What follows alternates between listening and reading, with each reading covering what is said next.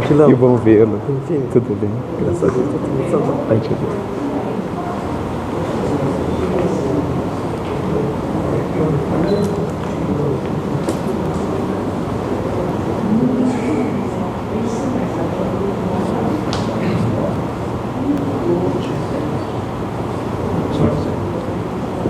Boa noite a todos. Já roubamos aí preciosos minutos do Edgar. Hoje nós temos a honra aqui de receber o Edgar Miguel, né? Faz tempo que não vem aqui. Ele é ocupadíssimo, né, Edgar? Mas vamos lá. Amanhã é um feriado, né? Bastante importante para todos nós brasileiros. É um dia de patriotismo, não é? Que dia que é amanhã? 7 de setembro. É feriado? Não é só feriado não, né? Então, um dia que nós devemos fazer uma prece de gratidão por nós morarmos aqui no Brasil. Eu acho, particularmente, o nosso Brasil tão lindo, tão maravilhoso.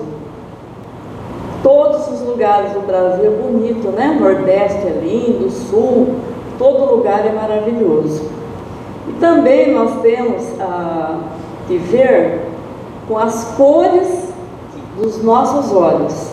Então o mundo, ele tem a cor que nós vemos. Se você está feliz, você vê de um jeito, não é? Então vamos procurar colocar um colorido, uma harmonia, um sentimento, assim, enxergar beleza, não é? Beleza em tudo aquilo que Deus nos deu. E amanhã é um dia propício para isso. Tem um vídeo muito interessante, que não é do 7 de setembro, mas é do descobrimento do Brasil. O garotinho, a professora pergunta para o garotinho: quem descobriu o Brasil? Ele pensa. Pedro Álvares Cabral. E o que ele falou na hora que ele chegou? Começa a pensar, não achou resposta, falou: cheguei no Brasil. Olha que esperto. Todo feliz, ele chegou no Brasil, né? Da nossa pátria maravilhosa. Vamos lembrar de orar pelo nosso Brasil, que está precisando muito de oração, não é? Então nós vamos. Sim, você faz prece também? Que bonito, não é? Também faz? Maravilhoso. Então nós vamos fazer uma prece, né?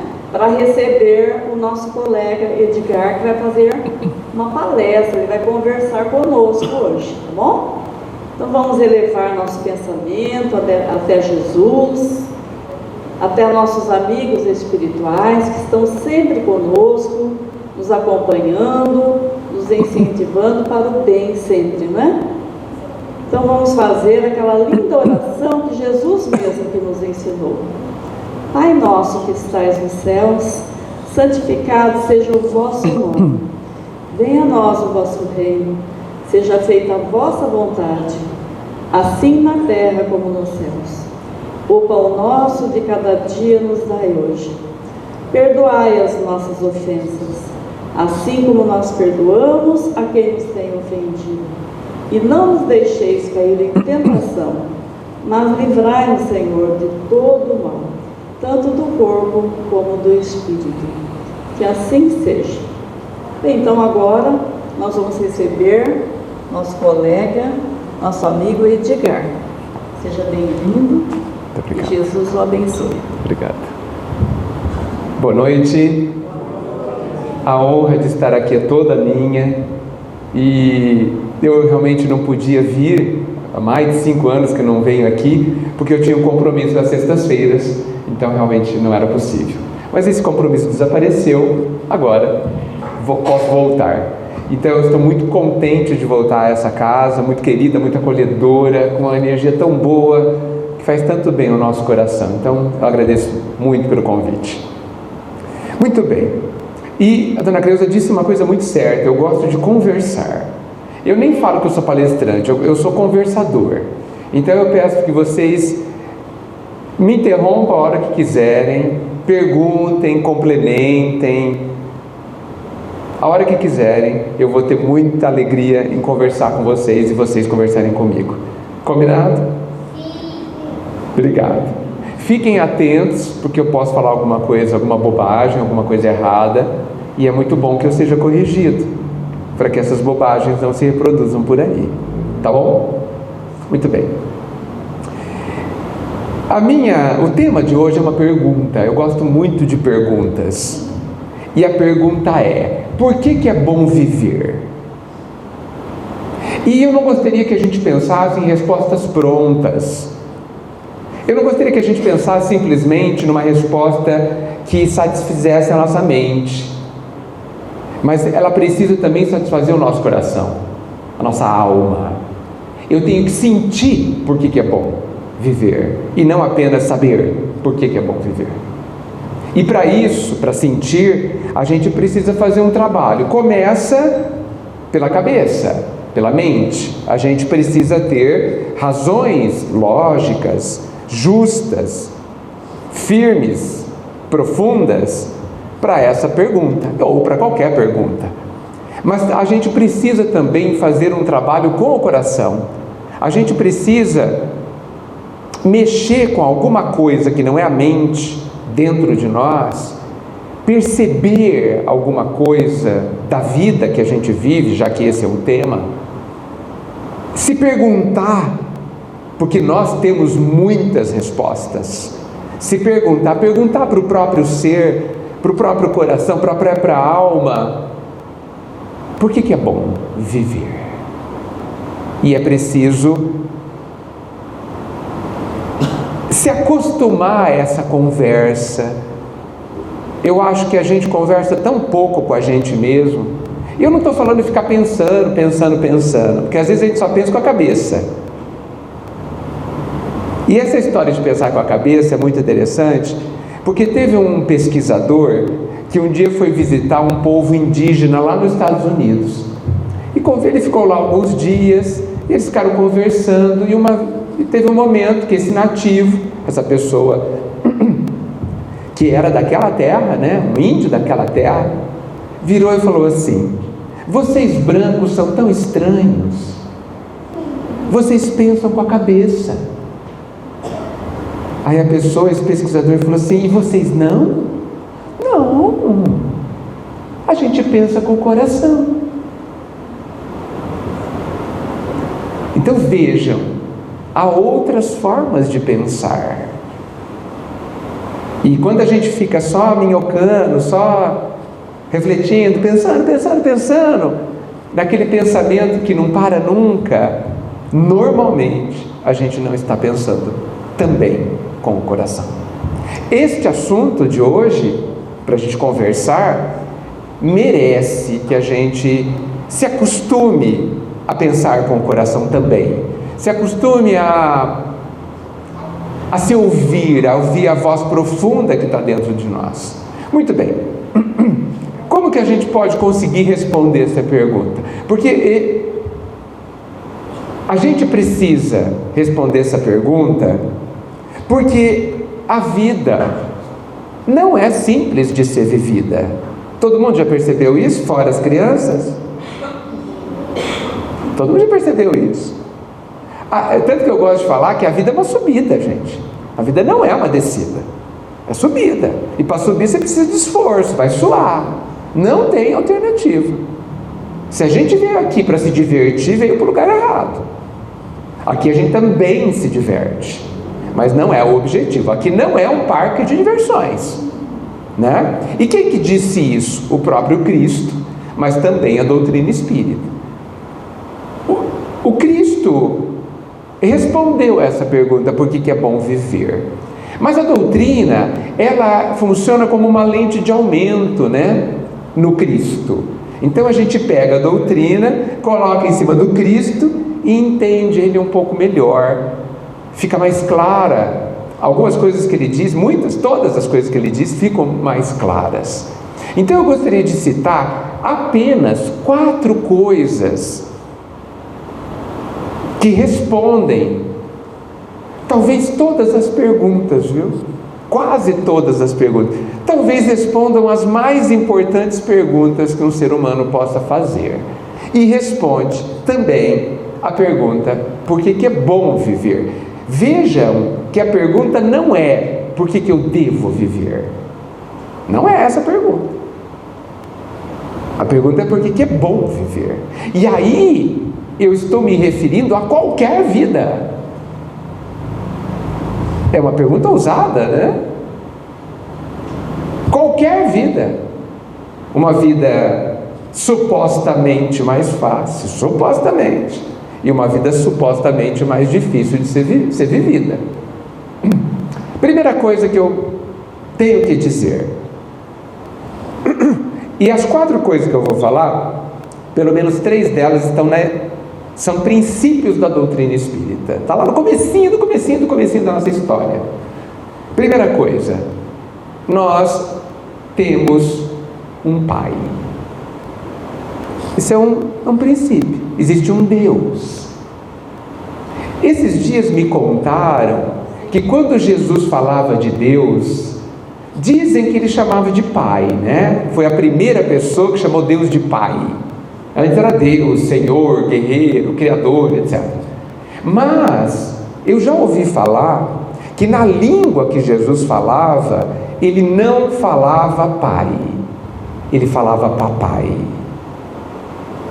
Olha a proximidade, olha o carinho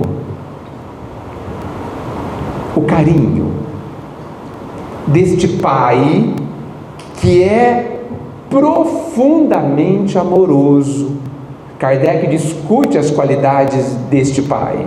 Uma delas é que ele ama infinitamente os seus filhos, que somos nós. Nós somos profundamente amados. Esta informação, eu pergunto para vocês se vocês acreditam que é assim. Que vocês, eu não estou falando do povo, não estou falando de qualquer um, estou falando de nós aqui. Cada um de nós se sente profundamente amado pelo Pai. Isso é muito importante, gente. Muito importante. Vocês já ouviram isso umas 1000 vezes na vida, tenho certeza. Desde criança a gente ouve. O Pai lá nos ama. Tá. E se eu perguntar para a maioria das pessoas se acredita nisso, falam que sim. Mas eu acho que acreditar é pouco. Porque se eu acredito hoje, amanhã cedo eu posso parar de acreditar, não posso? Muito bem. Mas se eu souber, eu não posso deixar de saber amanhã. Se eu souber, sentindo como convicção de que o Pai me ama profundamente, do jeito que eu sou, incondicionalmente, sem exceção, mesmo que eu mate uns 10 ou 20, Ele vai continuar me amando igual. Se eu souber disso, muita coisa muda na minha vida. Só de eu saber disso. Por isso, não precisam me responder se não quiserem, eu pergunto: vocês sabem disso? Convicta e profundamente? Ótimo. Isso é muito importante. Você também sabe? Que bom. Já começaram bem a vida, não é? Já começaram bem. Saber disso traz implicações extremamente importantes, facilita muito a nossa vida. Mas aí eu vou perguntar uma pergunta mais difícil agora para vocês. Quando você vai no médico e ele te diz que você tem uma doença grave, você também continua sabendo que o Pai te ama imensamente? Sim. Que bom. Porque muitos de nós nessa hora têm dúvida. e pensa: será que Deus me abandonou? Muito bem, nunca, você pode até dizer, nunca abandonou, porque aquela doença é que vai me curar. Mas a gente vai falar mais disso daqui a pouco. Mas essa é uma das situações que você ter a convicção de que é amado pelo Pai de qualquer jeito, em qualquer lugar, não importa o que você faça, de bom ou de ruim, isso muda a nossa vida. Então essa é a primeira grande e das mais importantes coisas que nos ajudam a responder se é bom viver. Segunda coisa, o Cristo e a doutrina espírita vêm confirmar com provas de que nós somos imortais. Nós não morreremos. O nosso corpo sim, mas eu não. Isso é muito importante, gente. Foi talvez por isso que Jesus ressuscitou no terceiro dia, mostrando para nós que Ele continuou e continua absolutamente vivo e atuante. Não há morte. Podemos até brincar e dizer que a morte morreu. Morreu. Quando Ele ressuscitou no terceiro dia, Ele matou a morte. Nós, ninguém desaparecerá. A gente faz umas viagens longas, né? Quando o nosso corpo morre, a gente vai para outro lugar, mas é só isso. No lugar não tem internet, não tem telefone, assim, muito fácil, tem um pouquinho, né? E um dia a gente vai para lá também. Só isso. Só isso. Só. Isso é muito importante, porque isso faz com que eu entenda que tudo o que acontece aqui vai acabar. Tudo. Menos o amor que eu sinto pelas pessoas. Isso não acaba. Mas as minhas dificuldades vão acabar. A minha fraqueza física, a minha falta de dinheiro, a minha dor de cabeça, o problema familiar, tudo isso vai acabar. Por quê? Porque tudo aqui tem começo, meio e fim. Tudo. Não existe aqui na Terra para sempre nem nunca.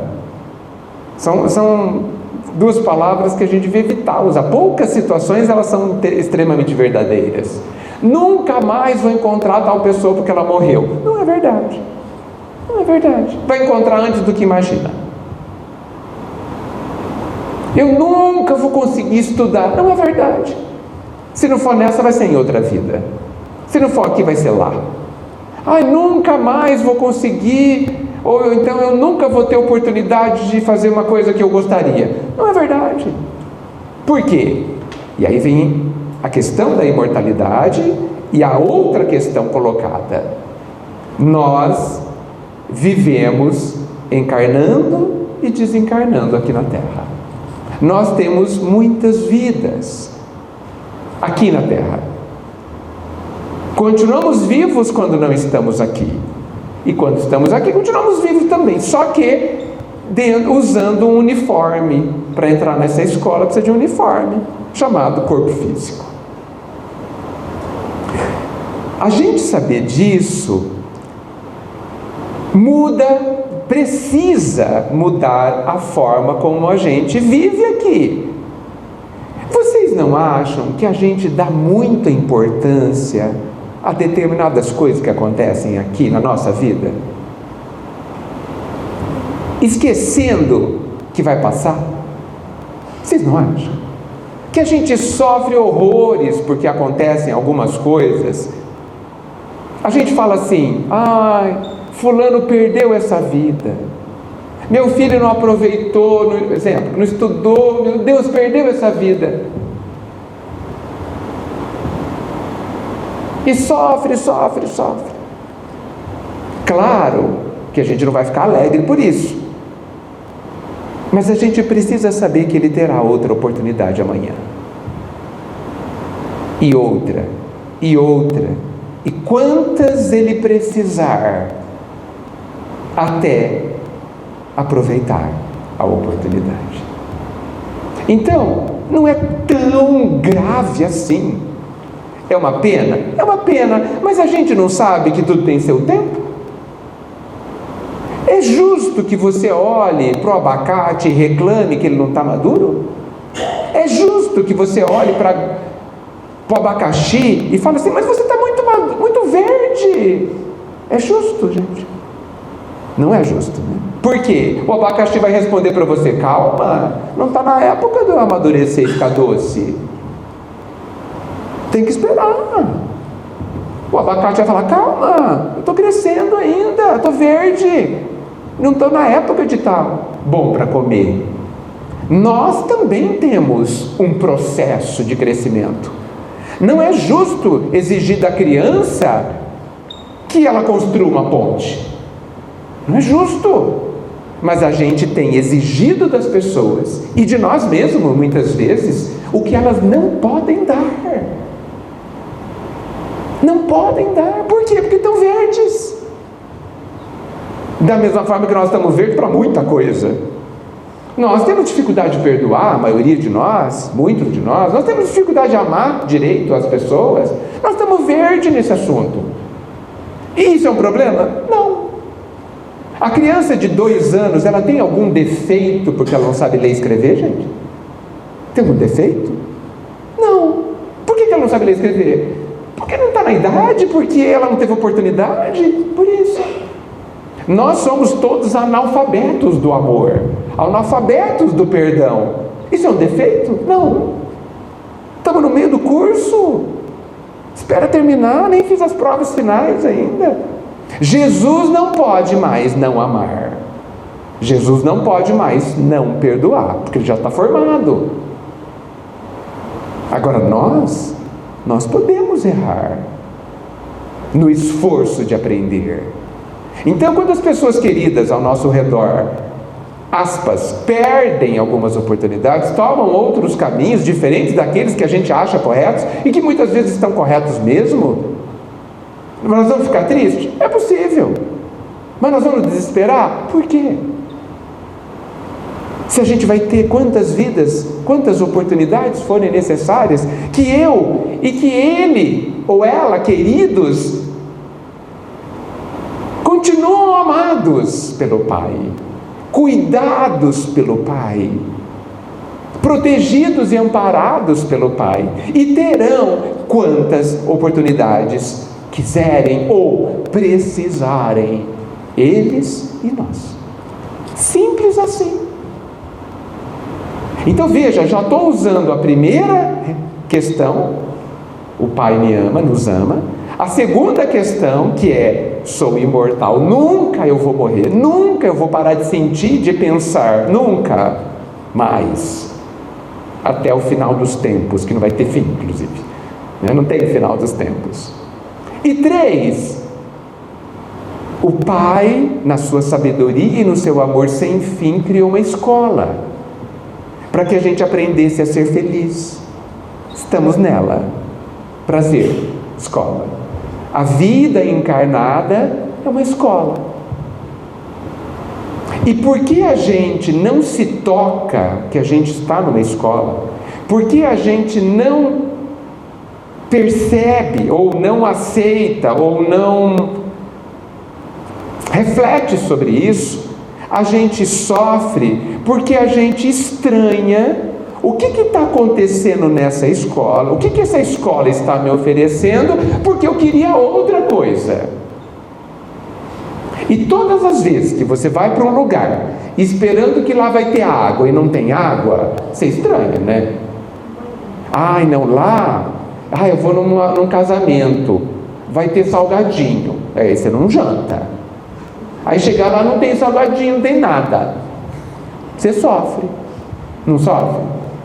Passa fome. A gente vem nessa escola achando que é parque de diversão. Vamos sofrer, não vamos? Por quê? Eu não estou entendendo, essa escola vive me dando lição, vive me dando prova, mas aqui não é para a gente brincar? Não é para a gente brincar. Pode brincar de vez em quando, como toda escola, mas aqui não é lugar de brincar, aqui é lugar de aprender, e aprender dá trabalho. Mas eu não quero aprender. Lamento, não há essa alternativa. Não há.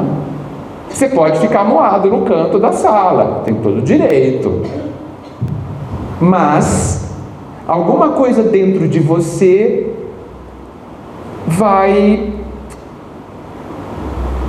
sinalizar para você que você não está bem. Por que isso? Porque existe dentro de nós o anseio de ser feliz, e só tem um jeito de ser feliz: é seguir o caminho claramente colocado pelo Cristo. E eu acho que nós já temos idade espiritual, mesmo que pouca, para perceber que Jesus estava certo. Por quê? Porque podemos dizer que a gente não tem, nas últimas vidas, seguido exatamente o Cristo, certo? Não temos seguido bem o caminho do Cristo. Temos seguido qual? Outros caminhos.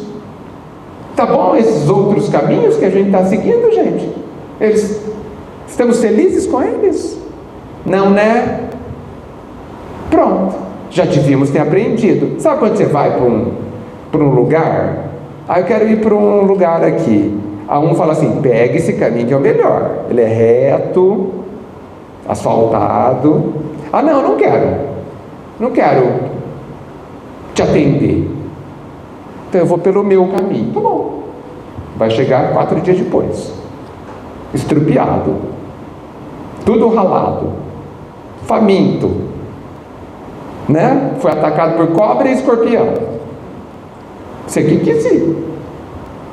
Dizem que o caminho do Cristo é difícil, né? Dizem. Eu acho que a gente devia concluir que ele é o mais simples e o mais fácil. Por quê? Parece que o caminho do Cristo assim, é uma avenida, muitas pistas, toda asfaltada, só reto, não tem curva, não tem abismo, não tem ribanceira, não tem nem pedágio, né? Tem internet, né? Tem barraquinha cheia de comida de graça, sabe? Bebida de graça, né? Tem flores no caminho, tem pessoas que podem te ajudar se você precisar. Uma beleza. Quer ir por outro caminho? Somos livres. Mas o caminho, é o mais fácil caminho para se aprender a ser feliz. Mesmo que a gente não concorde. E a gente não concorda com isso por rebeldia, normalmente. Só por isso. Experimenta. Escolhe o seu. E depois, daqui a uns 3, 4 anos, vê como que você está. Simples. Nós temos essa liberdade. Bem, se vocês concordam, porque ninguém falou nada até agora, se vocês concordam com tudo isso que eu disse, especialmente que aqui é uma escola, vamos pensar mais um pouquinho. O que a gente faz na escola? Aprende, estuda, aí tem lições novas. Lições novas significam lições que a gente não sabe, certo? Porque se a gente já sabe, não precisa dar lição, certo? Eu sei que tem professores presentes. Por que na universidade alguém vai ensinar 2 mais 2? Não tem lógica. Então eu vou ensinar coisas que os alunos não sabem. E aí, fazendo um parênteses, eu acho tão divertido que a gente vai no centro e o pessoal fala assim: nossa, mas é tão difícil. Claro que é difícil. Conte uma novidade. Tudo que eu não sei é difícil. E quando é que fica fácil? Quando eu aprendo. Para nós adultos, escrever é fácil. Claro, faz 20 anos que a gente treina. Para as crianças, difícil. A mão dói, não sabe escrever direitinho, não sabe como escreve todas as palavras. Por quê? Porque está aprendendo. Então não sei o espanto. Ai, mas é muito difícil ficar muito doente. Qual o problema? Aprendizado. Então, numa escola tem lições novas e, portanto, difíceis. Por que é difícil? Porque eu não sei. E quando vai ficar bom? Quando eu aprender. Muito bem. O que mais tem? Avaliações. O que é uma avaliação? É uma classificação, é um indicador do quanto você aprendeu. É só isso. Porque essa nota na escola da vida não diminui o amor do Pai. Você não sai da escola se você foi reprovado. Você volta, você fica mais tempo. Essa é uma escola amorosa, gente. A gente fala, a vida é cruel. Quem que inventou isso? Quem? Como que a vida é cruel, pode ser cruel, se ela foi criada por um Pai que me ama? Como? Jesus já falava, que pai, que mãe da terra, que quando o filho pede pão dá pedra? Que pai e mãe faz isso? Quase nenhum, graças a Deus. Imaginem o Pai de todos nós, o que Ele faz por nós. Então, a nossa vida, e aí eu vou pedir desculpas para vocês, para falar o que eu vou falar, ela não é ruim. Nenhuma vida é ruim. Todas as vidas são muito boas. Algumas são muito difíceis de serem vividas. Outras, um pouco mais fáceis de serem vividas. Mas todas as vidas de todo mundo aqui na Terra, elas têm um objetivo: é a ensinar a cada uma daquelas pessoas, cada um de nós, a sermos felizes. Eu prefiro falar desse jeito, porque eu acredito profundamente nisso, do que falar que a gente vive para evoluir. Eu não quero evoluir, eu quero ser feliz. Se as duas coisas forem a mesma coisa, ótimo. Então eu quero evoluir também. Porque antes de querer ser mais sábio, mais evoluído, mais desenvolvido, eu quero ser feliz. E eu entendo e descubro que ser feliz de verdade, não essa felicidade que talvez a gente seja acostumado, a felicidade de verdade é igual a evoluir. Então, se a gente começa a entender aonde a gente está numa escola e o que tem dentro da escola e quem sou eu, será, e aí eu pergunto para vocês, que a vida não vai ficar mais fácil de ser vivida? Será que quando eu tiver que viver uma situação que eu não sei viver, uma situação nova, será que se eu lembrar, puxa, isso aqui é só para eu aprender,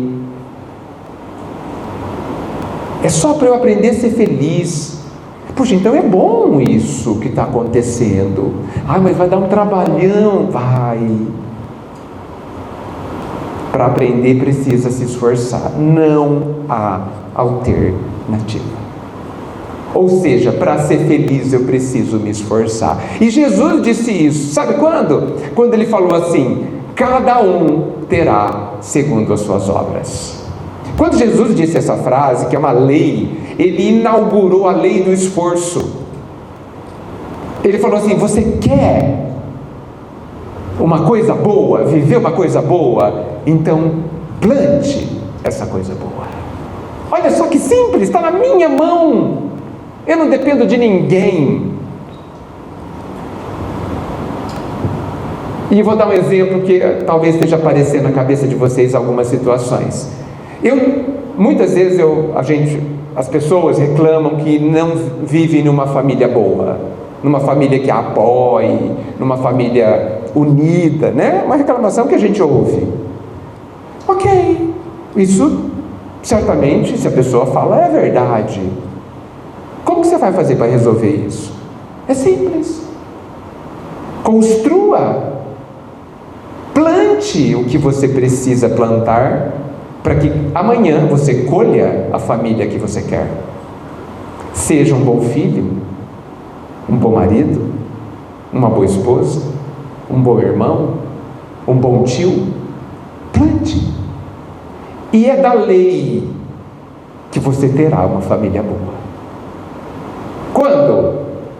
Quando você plantar. Não é possível plantar, colher o que você não plantou. Não é possível. Ah, mas eu queria comer goiaba. Você plantou o pé? Não. Então não vai. Na vida, não vai comer goiaba. Ah, mas eu quero, então planta. Pronto. Percebam que está nas nossas mãos, gente. Percebam que não precisa se desesperar. Ah, mas eu queria agora. Bem, aí já é assunto. As crianças querem tudo agora, né?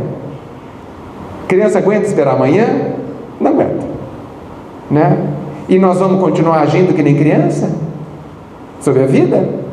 Nós vamos espernear no meio do mercado só porque a gente não tem chocolate na hora do almoço? As crianças podem. Nós esperneamos com revolta, com grandes tristezas, com vontade de sair da escola. Isso é espernear. E perder a oportunidade de aprender a ser feliz. Então, gente,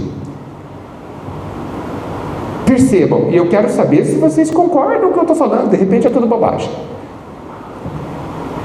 A gente, me parece, precisa perceber onde a gente está nessa escola, como ela funciona, já falamos,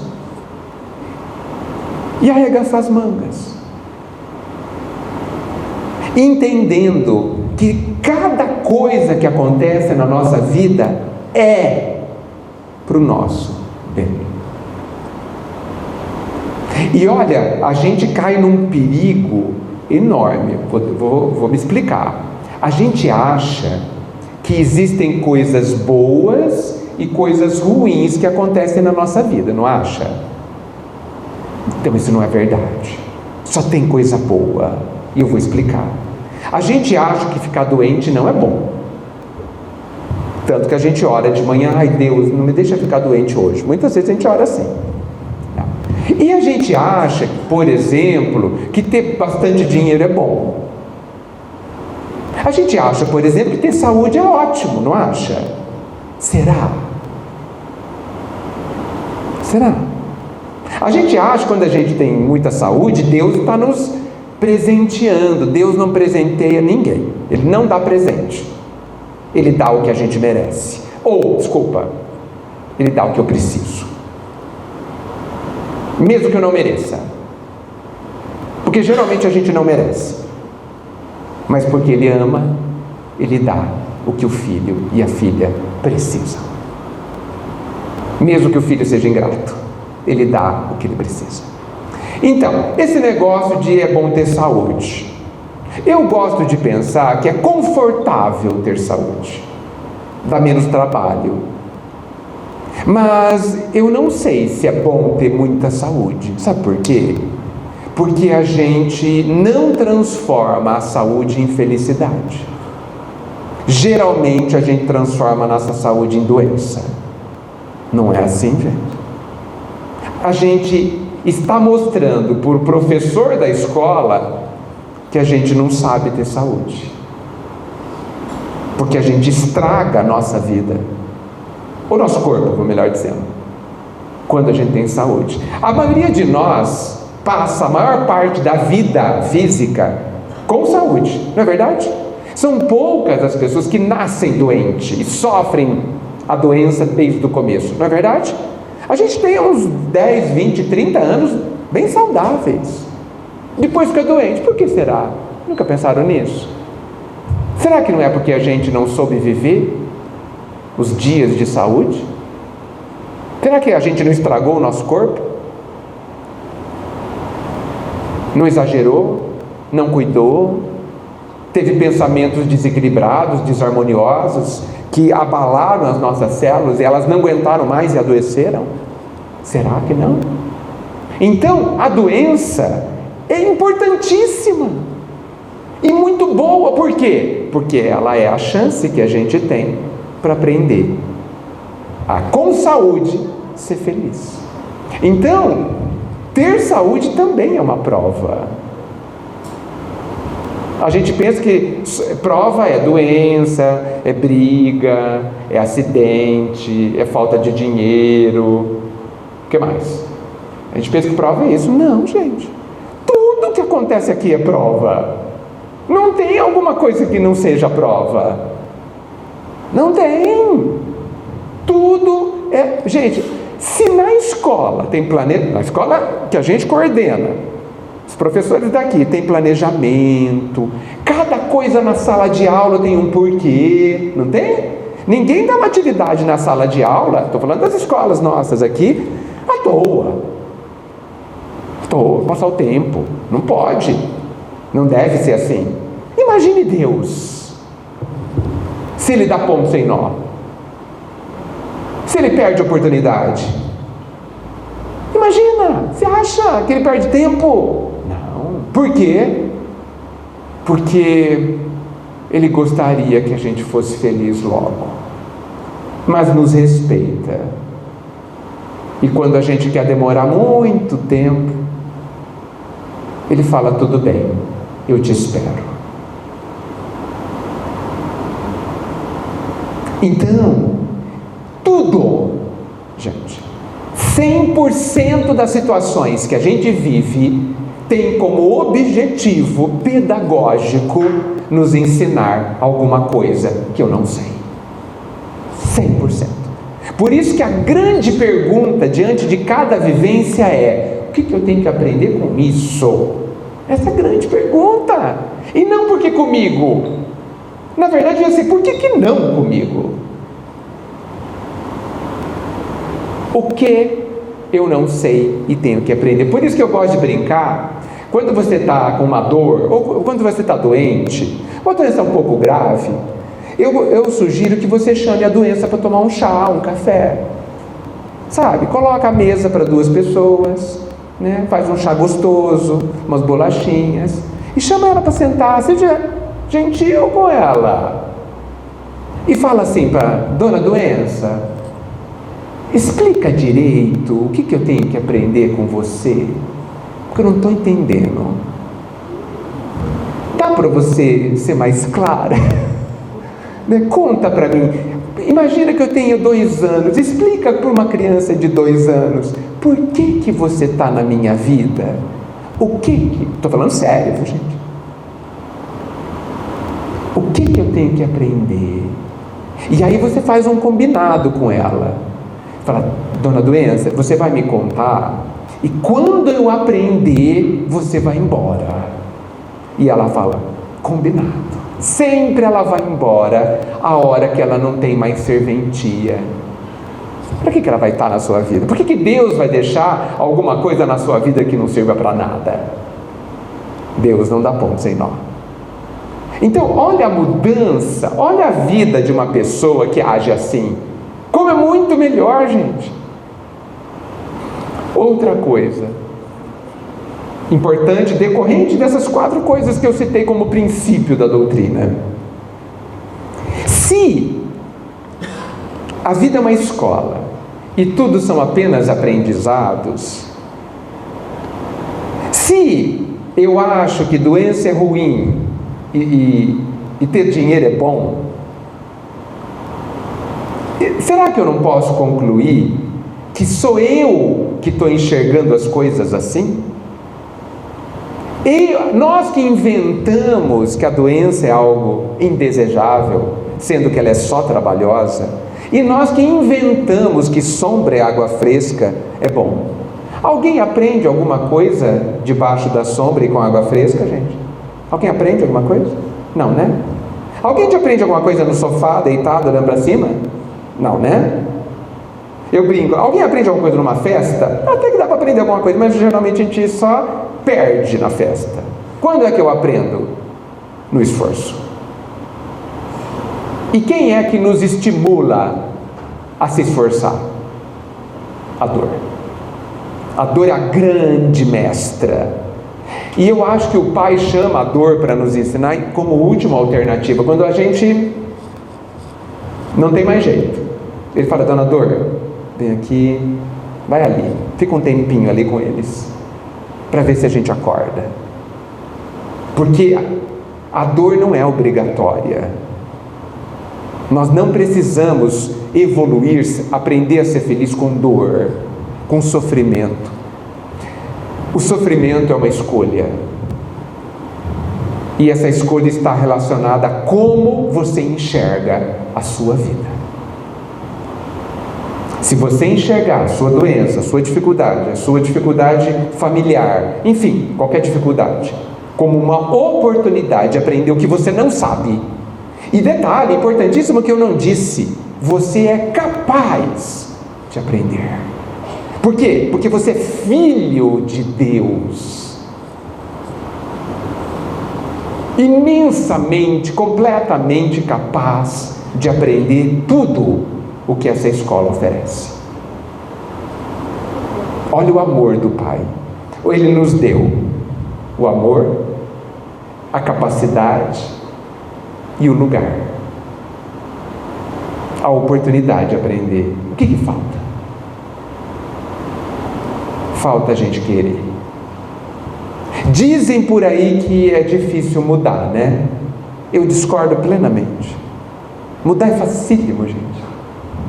O que é difícil é a gente querer mudar. Porque quando a gente quer, amanhã cedo eu sou outra pessoa. Mas eu geralmente não quero. E aí não há alternativa. Porque nem o Pai nos obriga. Então o grande convite do Cristo, o grande convite da doutrina espírita é: mude a forma como você vê as coisas e as pessoas e a você mesmo, e a sua vida vai melhorar naquele instante.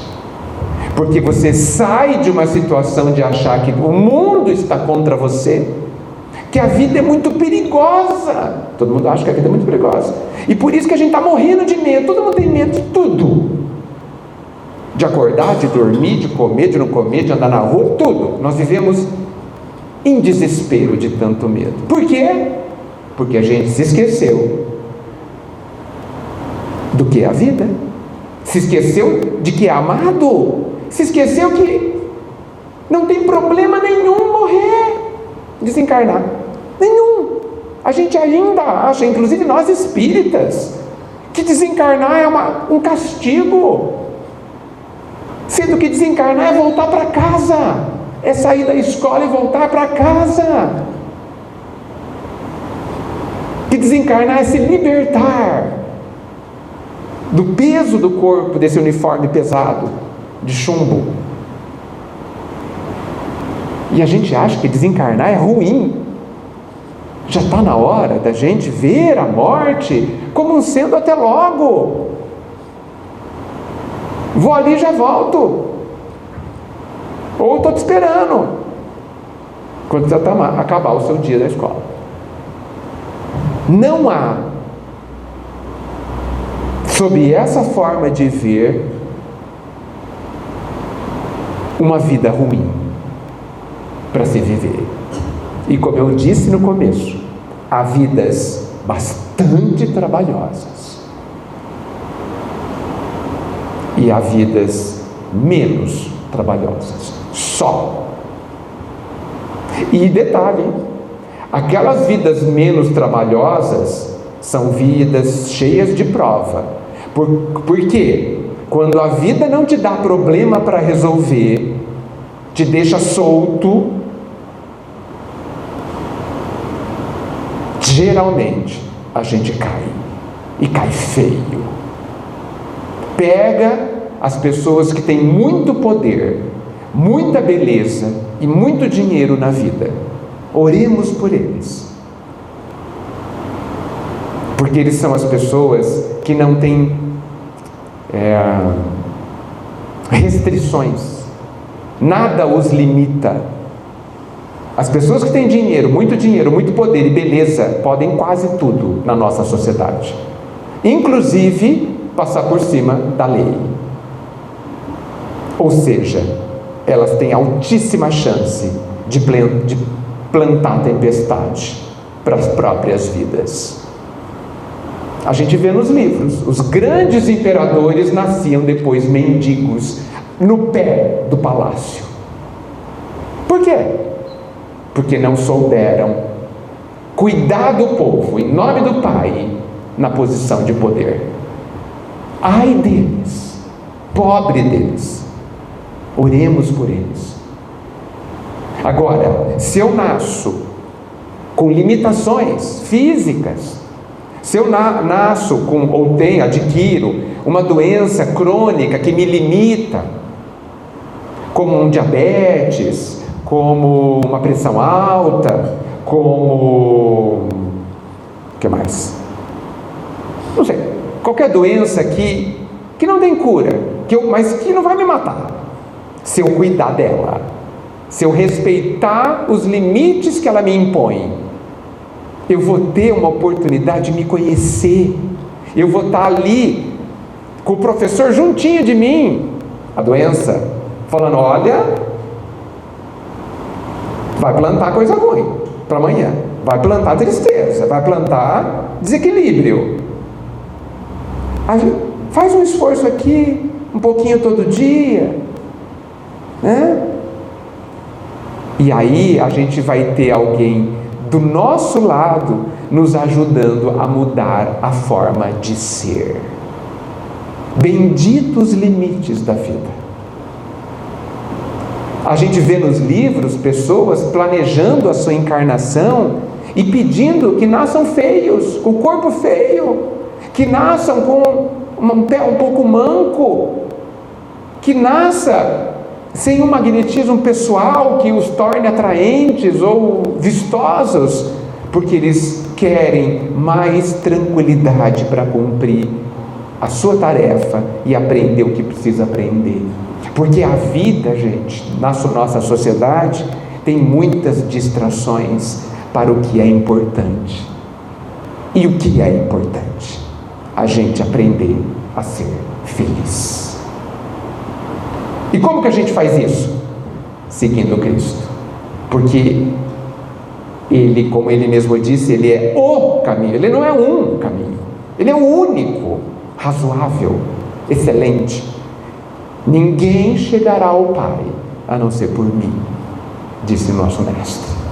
Então, a ideia é a gente responder a pergunta se viver é bom. E eu penso que eu já respondi sim.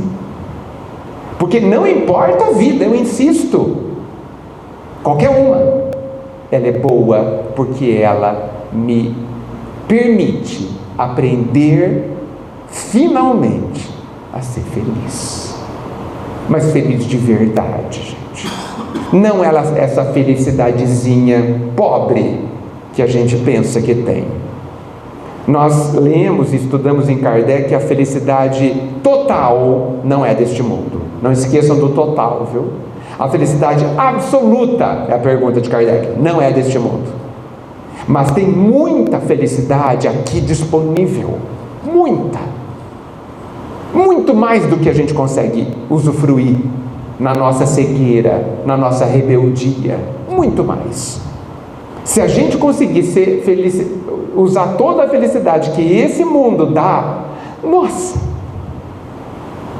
a gente não querer nunca mais sair daqui. E o caminho é a gente mudar a forma de ver o que a gente está vivendo. Não pensem em mudar, não pensem em ficar sonhando com grandes mudanças na sua vida, porque a sua vida terá o que você precisa que tenha.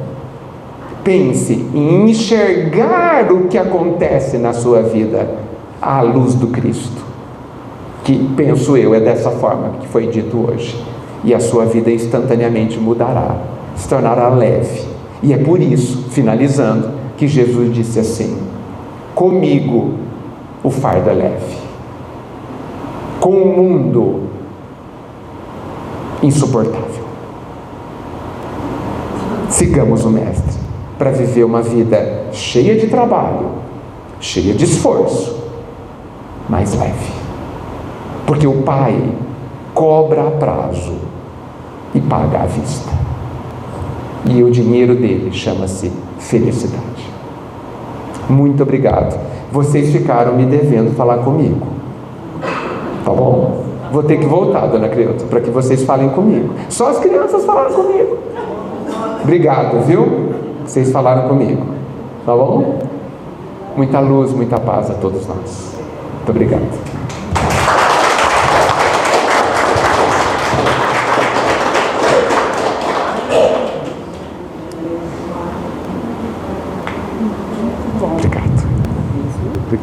Obrigado pela oportunidade, viu?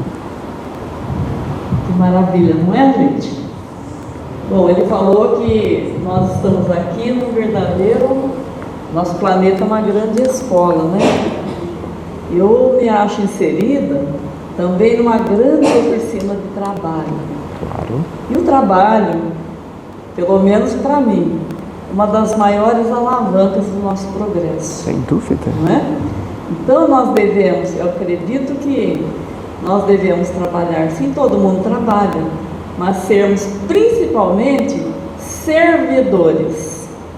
Servir, essa é a palavra. E servir com alegria. Então, tem alguma coisa errada? Precisamos de algo mais? E para fechar tudo isso que o Edgar veio falar, vamos lembrar que Jesus deixou muito claro para nós que nenhuma ovelha estaria perdida. Então, se nós pensarmos naquela pessoa malvada, estava falando que estão ateando fogo, né? Não é uma coisa boa, né? Não é uma prática boa. Esse está condenado, terá a sua chance, terá o aprendizado. Então, nenhum de nós está condenado para o fogo eterno, como se diz, né? Então nós temos a nossa chance, porque foi o próprio Jesus que deixou isso de ensino para nós. Nenhuma ovelha de meu Pai estará perdida. Todos nós, cada um ao seu tempo. Então vamos aproveitar o máximo que pudermos e fazer o melhor, servindo, sendo feliz, trabalhando, dando sorrisos, fazendo o que seja possível, não é? E não basta aprender, né, Edgar? Não? Nós estamos muito atentos ao aprendizado, né, Marlene? Eu vou aprender naquele curso, eu vou aprender. Tem que pegar a enxada, pegar a charrua que fala lá no Evangelho, não é? Que a terra já está preparada, então vamos plantar. Então que Jesus nos abençoe, que nós possamos pensar muito seriamente. E neste mês de setembro, é o mês do amarelo, né? Setembro amarelo, significa o quê? Se fala sobre a prevenção do suicídio, né? E tem esse livretinho, eu estava com ele na mão, naquele balcão no corredor, tem umas instruções ali ao quase suicida. Que bacana, né? Quase suicida. Então vamos levar para ler, dar de presente para alguém que não esteja aí muito bem, né? Às vezes a pessoa está triste, depressiva, então vamos levar para a pessoa ler. E também eu acredito que até as crianças vão chegar em casa ensinando todo mundo, não é? Aprendeu muito aqui hoje. Parabéns, viu? Viu, Cleide? Quando o Edgar disse que é porque não se deve abandonar a escola, é por isso. Seria essa referência. Seria, exatamente. Maravilhoso, não é? Então, vamos lembrar de Jesus, lembrar de Deus. Não tem nenhuma ovelha perdida. Por maior que seja o erro que nós cometemos, nós teremos sim a chance de retificar. Que Deus é bom, Deus é justo, é misericordioso, não é? E a justiça não é Ele que vai fazer, somos nós mesmos, nossa própria consciência, que vai nos cobrar, que nós precisamos retificar o erro que cometemos. Bom? Que Jesus abençoe a todos.